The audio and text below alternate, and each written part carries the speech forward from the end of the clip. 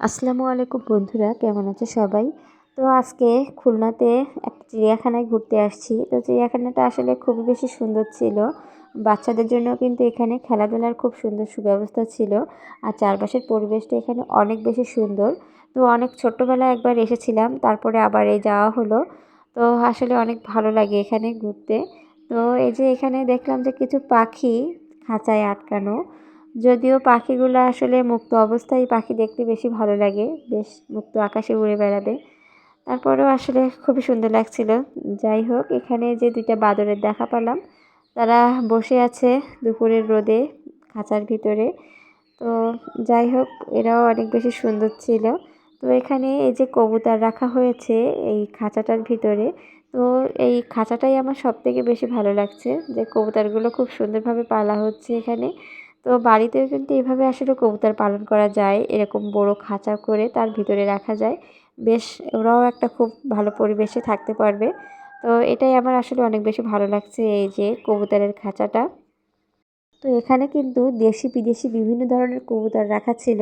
আর এটা খুবই বেশি সুন্দর ছিল, কবুতরগুলো দেখতেও অনেক বেশি সুন্দর ছিল। তো এই খাঁচাটার ভিতরে পানির ভিতরে দুইটা ভোঁদড় রাখা হয়েছে। তো ভোঁদড় দুটো পানিতেই ডুব দিয়েছিল, আসলে ওরা উঠে নাই, খুব ভালোভাবে দেখতে পাইনি। আর এখানে কয়েকটা এই যে পাখি আছে, ছোট ছোট কী যেন পাখি রাখা। তো এই পাখিগুলো খুব সুন্দর ছিল। আর পাখির খাঁচার পাশে গেলে কিন্তু খুব সুন্দর কিচিরমিচির আওয়াজও শোনা যায়। তো এখানে এই যে কয়েকটা এমু পাখি, এদের গোসল করানো হচ্ছিল, বেশ সুন্দর, মনের আনন্দেই তারা গোসল করছে। এই পাখিগুলোও কিন্তু দেখতে বেশ সুন্দর, খুবই সুন্দর লাগছিল। তারা গোসল করা নিয়ে ব্যস্ত এখন। তারপরে হাঁটতে হাঁটতে চলে গেলাম এই যে মুরগির খাঁচার পাশে। এখানে দেখলাম যে দেশি বিদেশি বিভিন্ন ধরনের মুরগি রাখা হয়েছে এই খাঁচাটার ভিতরে। তো এখানে দেখলাম এই যে এগুলো মনে হয় বাজরিগার পাখি।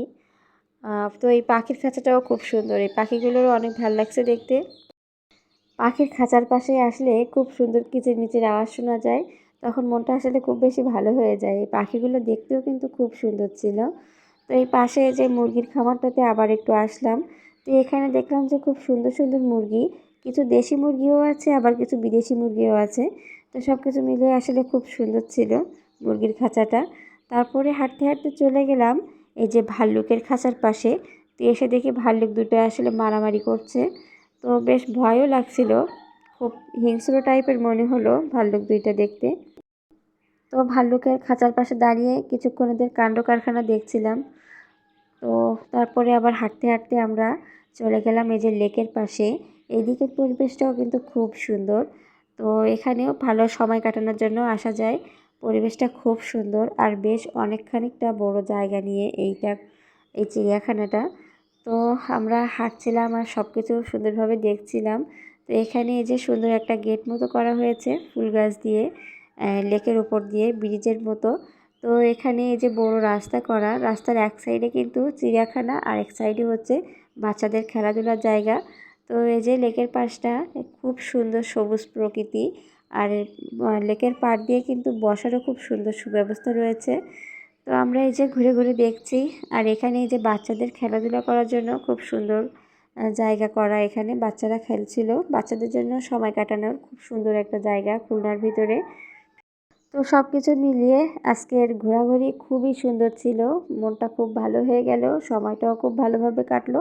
তো সবাই ভালো থাকবেন, আল্লাহ হাফেজ।